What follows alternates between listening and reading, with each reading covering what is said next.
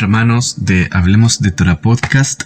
Mi nombre es Gitón Ben Yosef y en esta oportunidad me toca reflexionar sobre Parashá Ki-Tisa. La siguiente Parashá se encuentra en el Sefer Shemot, en el capítulo 30, verso 11, hasta el capítulo 34, versos 35. De los diferentes temas que habla la Parashá, se encuentra enumerar a los hijos de Israel, hacer un censo por el rescate de su alma mediante un medio shekel, el pecado del becerro de oro, las tablas de la ley, recordar y guardar el día de Shabbat, hacer un incienso y hacer un aceite únicamente para la consagración del templo, consagración de los levitas, los Kohanim y los Kohanim. De estos temas me llama la atención muy poderosamente el tema del medio shekel. Entonces partamos por la base. Ki-Tisa se traduce como cuando cuentes o cuando hagas censo. Sin embargo, Ki-Tisa vendría a significar cuando eleves, cuando levantes. La explicación es muy sencilla. El primer texto de la Torá comienza diciendo Va'idaber Hashem el Moshe lemor. El Eterno habló a Moshe diciendo Ki-Tisa et Rosh Bnei Israel ifkudehem. Cuando hagas un censo de los hijos de Israel según sus números, Venatenu ish kofer nafsho la Adonai vifkot otam. Cada hombre le dará al Eterno, Natenu ish kofer nafsho, por su alma le dará al Eterno expiación, para que no haya plaga entre ellos cuando los cuentes. Es decir, el motivo es Velo yeh bahem Negev vifkot otam, que no haya Negev. Como les decía, se traduce cuando cuentes, pero la raíz de Ki-Tisa, más bien Tisa, Tav sin Aleph, proviene de la raíz Nun sin Aleph, que significa literalmente él elevó, él levantó. Y de ahí que la radical Nun sin Aleph del verbo infinitivo pasivo en modo nifal, leínase significa ser elevado o ser levantado. Teniendo en cuenta esa pequeña pero gran cosa, vamos a revisar otras raíces del primer texto. La frase Venatenu ish kofer nafsho la Hashem. Venatenu, darán, ish kofer, un hombre, expiación, rescate, la Hashem, para Dios. Cada hombre dará al Eterno rescate por su alma. Eso es lo que se traduce en forma dinámica. El rescate tiene relación con la expiación. Todos sabemos que expiación, en términos teológicos, se refiere a el perdón. Pero ese perdón era a través de un pacto de sangre, ¿cierto? En algunos casos. Y en este caso era un pacto a través de una moneda de plata llamada shekel, se traduce como ciclo, pero era medio shekel, no era un shekel entero. En este caso, el shekel actúa como kofer, como cobertura, como rescate, como redención. Rescate es la mejor forma de traducir la palabra kofer. De ahí viene el término capará, que aunque en su significado profundo, que va más allá de lo literal, en realidad significa aquello que lleva al rescate. Capará es puesto por mí. El medio shekel está siendo puesto por el alma para el Eterno. Permítanme hacer hincapié en eso. Hay que rescatar el alma para el Eterno. Entonces, la raíz de kofer, que es kaf, pei, resh, viene del verbo infinitivo cubrir, expiar, rescatar, redimir. De ahí que, según la Biblia, el día de los rescates, de los perdones, Yom HaKippurim, así lo traduce así lo muestra la escritura, que es conocido como el Yom Kippur, utiliza la misma la misma raíz. Kippur viene de kapar. Y kapar viene de kapará, aquello que se rescata. Comúnmente el llamado Día del Perdón en realidad conlleva otro significado más profundo, dado que es el día en que el pecado es cubierto y el alma es redimida. Ese es el real sentido de Kippur, de Kapará. Esta es la razón por la que en el mes de Lul, bien digo, los días previos a Yom Kippur, que son 30 días antes de Kippur, más 10 días previos, son llamados Heshbon HaNefesh. El mes de Lul tiene 30 días. Y los sabios nos invitan a hacer un Heshbon HaNefesh, un balance de nuestra alma, la contabilidad del alma, para entrar a esos 10 días terribles que son los últimos días, en el que al sonar el último toque de shofar en el Neilá, en la conclusión, el Señor nos dice: yo los he perdonado.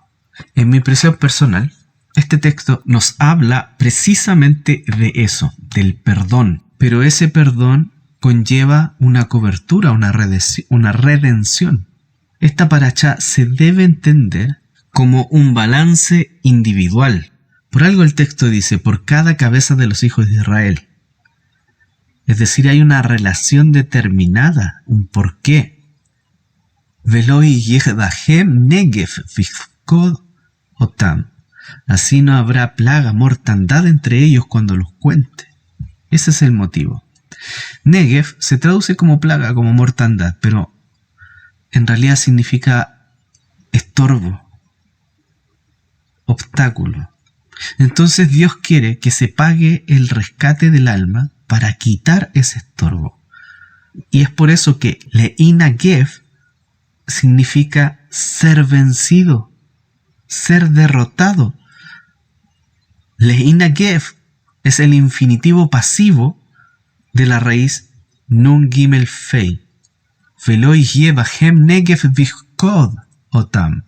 Para que no haya mortandad entre ellos cuando los cuente. El ciclo representa el rescate. Si la enseñanza central de esta parashá nos habla del perdón, ¿cierto? ¿Cuál es el obstáculo que nos está venciendo? ¿Cuál es ese obstáculo que nos está derrotando? Según el comentario que trae el Zohar sobre esta parashá, Kitizá, hace una referencia a una máxima de la escuela de Rabbi Ishmael y cita, ¿cierto?, el Masejet Baba Metzia en la hoja 42 en el folio A. Y dice estas palabras: la bendición se encuentra solamente en un asunto sobre el cual el ojo no tiene dominio. Es decir, la bendición que viene de parte de los cielos no se posa sobre lo que se cuenta. Esto es debido a que la relación que hay en las cuentas y en las medidas de las cuales nos manda el Eterno, en realidad provienen del pilar del rigor. Es decir, la sefirá de Geburá, el pilar izquierdo del árbol de la vida, por donde se mueve el arcángel Gabriel. En ese sentido, el rescate del alma para el Eterno, que es a través del medio shekel, no es contado como bendición. Para entenderlo mejor, cuando se separa el diezmo, no se cuenta como una bendición, sino que debes contarlo como una devolución de lo que le debemos al Eterno. Y ahí no hay misericordia. Yo no estoy haciendo misericordia con el Eterno. Porque el diezmo se mueve en el mundo del rigor. Se cuenta. Es algo que no nos pertenece. Es algo que se debe dar porque es una obligación devolverlo. Si en vez de darlo no lo damos, ¿eso es bendición? No. Eso es rigor, es juicio. Por eso no aplica la bendición. Lo dejamos eso para darle un par de vueltas. los Mekubalim, los sabios cabalistas, tienen una reflexión que a mí me voló la cabeza. Se llama Re'ía Me'imna, el fiel pastor, o el secreto de la letra Yud. ¿Por qué secreto? Cuando la Torá habla de 20 Gerá, en realidad está hablando del equivalente espiritual al nombre completo de la letra Yud. La letra Yud, como ustedes sabrán, se escribe con Yud, Vav y Dalet. Y cada letra, en el Aleph, Bet y Vri, tiene un valor numérico asociado. Los números en el hebreo bíblico se hacían o se representaban con palabras o con letras. Entonces, el valor de la letra Yud equivale a 10 y el valor de la letra Vav equivale a 6. Así, el valor de la Dalet equivale a 4 y sumado 10 más 6 más 4 es igual a 20. ¿Qué significa este misterio? Que 20 Gerá equivalen a una letra Yud y 2 Hei. Cada Hei equivale a 5. 5 más 5, 10. Más 10, 20. Una Yud y 2 Hei. La letra Hei es el medio shekel que la persona paga por el rescate del alma. Ahí hay un tikkun anefesh, una rectificación del alma. No con algo teórico, con algo práctico. El shekel es algo práctico. Fíjense lo que dice Rabbi Shimon Bar Yochai respecto de la letra Vav. El equilibrio de la letra Vav, nos dice Shimon Bar Yochai, sostiene las dos letras Hei que aporta la letra Yud. El tetragramatón, como ustedes sabrán, viene haciendo una analogía de equilibrio en la persona. ¿Pero qué equilibrio? En esta parashá nosotros vimos no solamente idolatría, vimos un desequilibrio sexual, una orgía.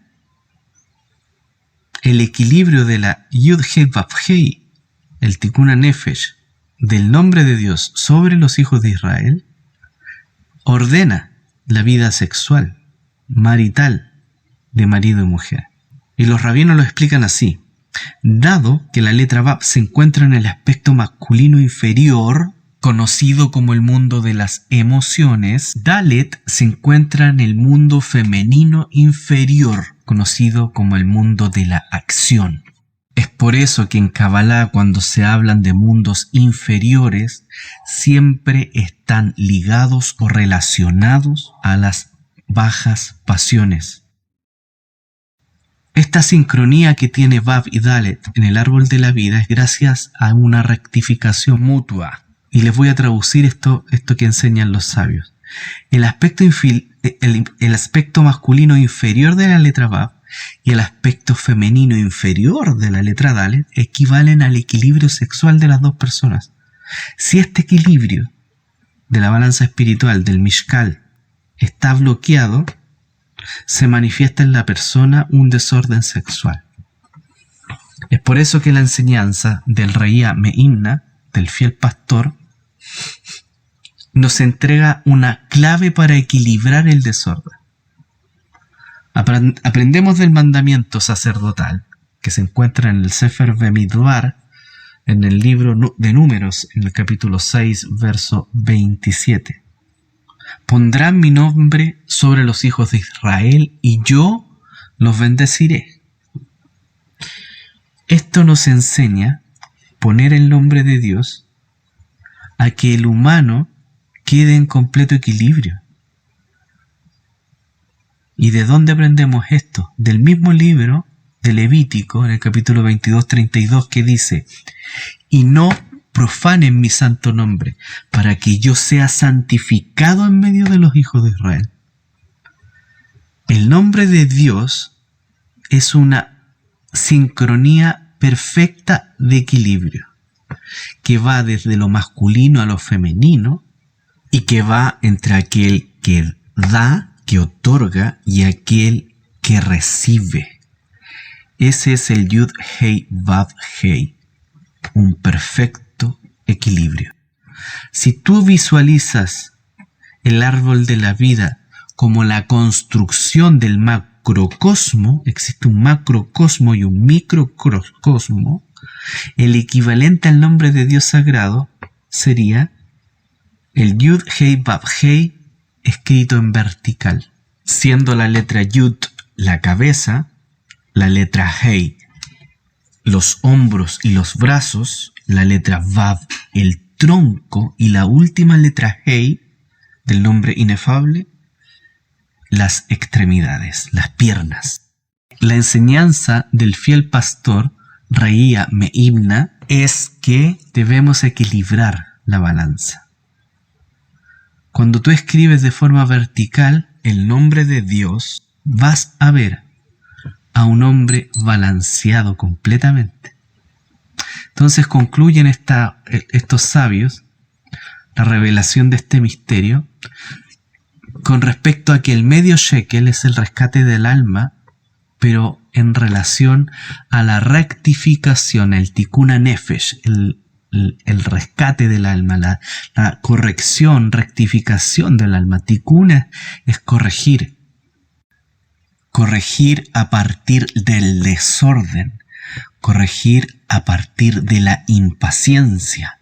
La impaciencia es la raíz del pecado del becerro de oro.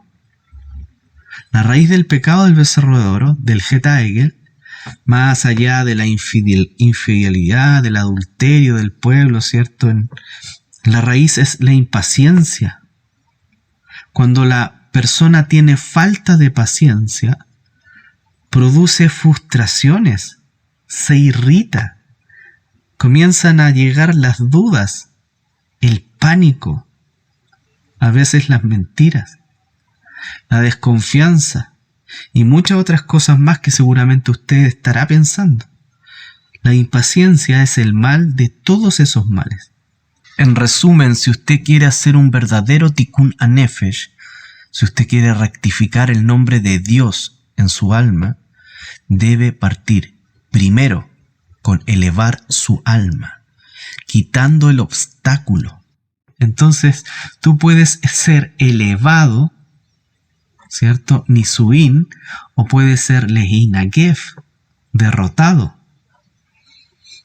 En este caso, nuestro pueblo fue derrotado por su concupiscencia. Por eso les pregunto, ¿cómo sabemos eso? Porque ellos mismos dicen, Azelanu Elohim, Asher Yalhu Lefanenu. Haz para nosotros dioses que vayan delante nuestro. Azelanu, haz para nosotros Elohim, dioses, Asher Yalhu, que vayan Lefanenu, delante de nosotros. Esa frase, que parece no tener ninguna validez, en realidad es la frase que invalida el pacto a través de la fornicación, que nace en el corazón, que nace en la impaciencia. Ahí está la raíz. Y ojo, que invalida el pacto antes de ser recibido. El Eterno nos ayude, hermanos. Esta es la enseñanza. El Eterno te pide que seas tú quien expíe por tu alma. Y te pide un monto. Ese monto, los rabinos dicen que es el equivalente a una letra Hei. La letra Hei tiene relación con la vida, con el aliento de vida, con el Ruach. Quita el obstáculo delante de ti.